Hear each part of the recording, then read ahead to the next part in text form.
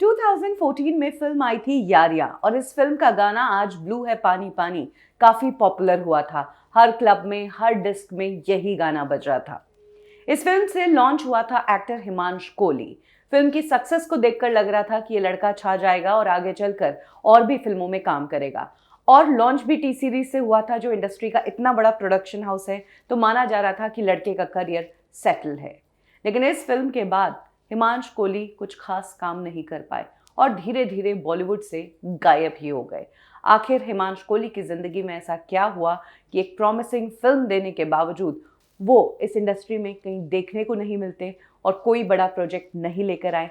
चलिए जानते हैं आज कब, क्यों और कैसे में हिमांश कोहली की कहानी के बारे में ही।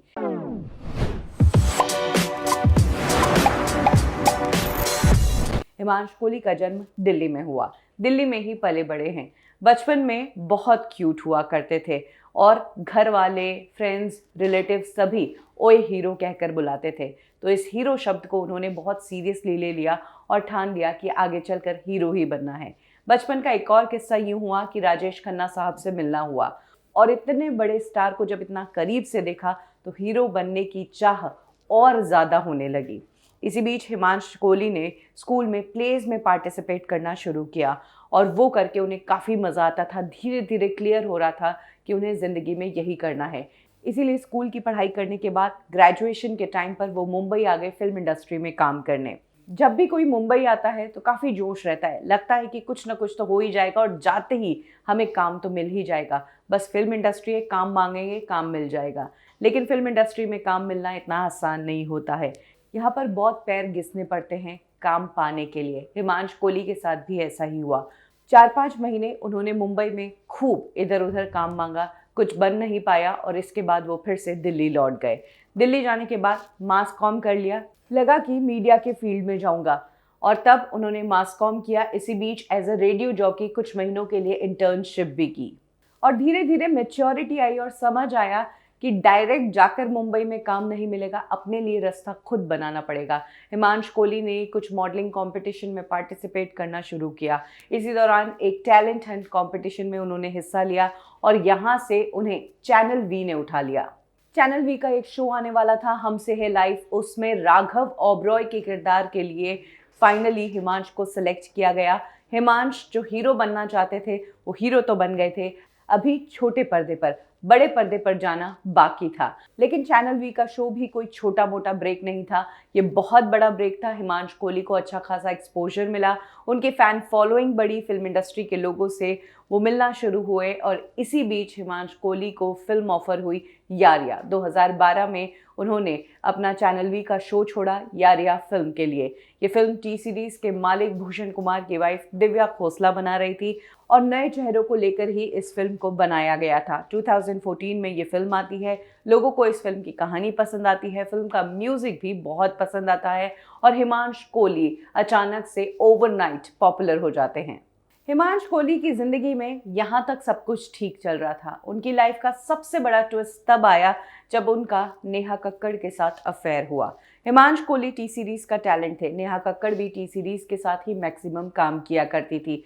इसी दौरान कई बार ऐसा भी हुआ कि जब टी सीरीज ने कुछ शोज किए या कुछ इवेंट्स किए तो वहाँ पर नेहा कक्कड़ की परफॉर्मेंस भी होती थी।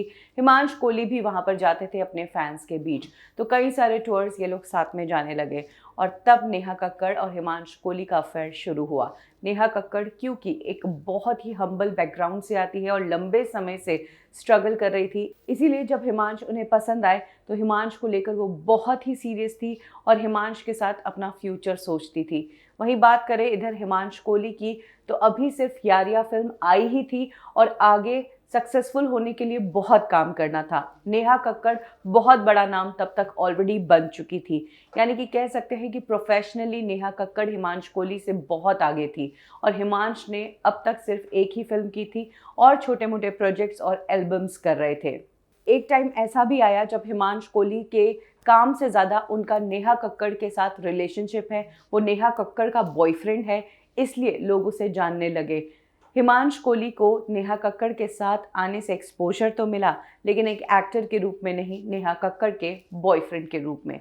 2018 में खबर आती है कि नेहा कक्कड़ और हिमांश कोहली अलग हो चुके हैं। तब लोगों को काफ़ी बड़ा झटका लगा था। इनिशियली तो इन दोनों के अलग होने का रीज़न सामने नहीं आया, लेकिन फाइनली एक बार नेहा कक्कड़ ही इमोशनली ब्रेक डाउन हो गई और उन्होंने अपनी इंस्टा स्टोरी पर अपने ब्रेकअप को लेकर कुछ बातें शेयर की टुकड़ों टुकड़ों में। जब इस पूरी कहानी को जोड़ा जाता है तो समझ आता है कि नेहा कक्कड़ के अकॉर्डिंग हिमांशु कोहली उनसे जलते थे, उनके नाम का फेम यूज़ कर रहे थे और लोग इतने फेक भी हो सकते हैं। तब खबर आई थी कि नेहा कक्कड़ इंडियन आइडल जज कर रही थी और शो के बीच में ही वो ब्रेक डाउन हो गई। उन्हें काफ़ी दिक्कत आई थी इस ब्रेकअप से उभरने में और इसीलिए कई बार सोशल मीडिया पर उन्होंने अपनी तरफ की कहानी शेयर भी की।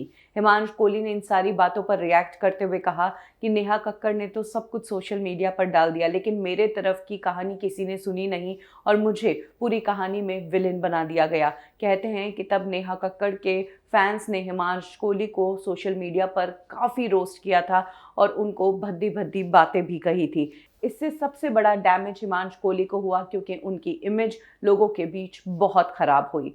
हिमांशु कोहली ने फाइनली अपनी तरफ की साइड कही और कहा कि मैं भी एक इंसान हूँ, लेकिन मेरे पेरेंट्स और मेरी बहन क्या कुछ झेल रहे हैं इसके कारण आपको अंदाज़ा भी नहीं है। जिसके बाद नेहा कक्कड़ एक बार फिर से हिमांशु कोहली पर भड़की थी और इस बार नेहा कक्कड़ ने हिमांशु कोहली के परिवार वालों पर भी गंभीर आरोप लगाए थे। नेहा कक्कड़ ने कहा था कि अगर तुझे फेमस होना है तो अपने काम से हो, मेरे नाम से नहीं, और अगर मैंने मुंह खोल दिया तो मैं तेरी माँ, तेरी बहन और तेरे पिता सबके चिट्ठे खोल कर रख दूंगी। मेरा नाम तू लेना मत और दुनिया के सामने बेचारा बनने की कोशिश मत करना। मैं तुझे आखिरी बार कह रही हूँ कि मुझे विलेन बनाने की कोशिश मत करना। मुझसे और मेरे नाम से दूर रहना। नेहा कक्कड़ की इस बात के बाद हिमांशु कोहली ने नेहा कक्कड़ का नाम लेना बंद कर दिया और वो बिल्कुल चुप ही हो गए, वो बिल्कुल गायब से हो गए। हिमांशु कोहली ने बस इतना कहा कि मेरा उसके साथ एक टाइम पर रिलेशनशिप था जो बहुत अच्छा था, इसीलिए अब मैं उसके बारे में कुछ भी नहीं कह सकता हूँ। साथ ही हिमांशु कोहली ने मीडिया में ये भी क्लियर किया था कि हम जो अलग हुए हैं बहुत अच्छे से अलग हुए हैं। मीडिया में जो कुछ भी चल रहा है वो गलत बात है और अलग होने का जो डिसीजन है वो नेहा कक्कड़ का ही था, उसे अलग होना था, इसीलिए हम अलग हुए। इतना ज़रूर हिमांशु कोहली ने कहा। जहां हिमांशु से मूव ऑन होने के बाद नेहा ने शादी कर ली, वहीं हिमांशु अभी भी अपने करियर को फिर से ट्रैक पर लाने की कोशिश कर रहे हैं। स्वीटी वेड्स NRI, रांची डायरीज नाम की उन्होंने फिल्में तो की, लेकिन ना ये प्रोजेक्ट्स चले और ना ही वो मार्केट में चले। नेहा कक्कड़ के बाद इंडस्ट्री में भी कई बातें चली थी कि कैसे हिमांशु नेहा के साथ उनके शोज़ पर जाता था, स्टेज पर जाकर उनकी लाइमलाइट शेयर करने की कोशिश करता था। हिमांशु कोहली पर लगा ये इल्ज़ाम उनके करियर की सबसे बड़ी तबाही बना और आज भी हिमांशु कोहली कहाँ गायब है, क्यों गायब है, वो कहाँ चले गए, कोई नहीं जानता। बस वो एक दौर था जो उनका चला, एक फिल्म थी जो आई, उसके बाद वो गायब है और लोग भी उन्हें याद नहीं करते।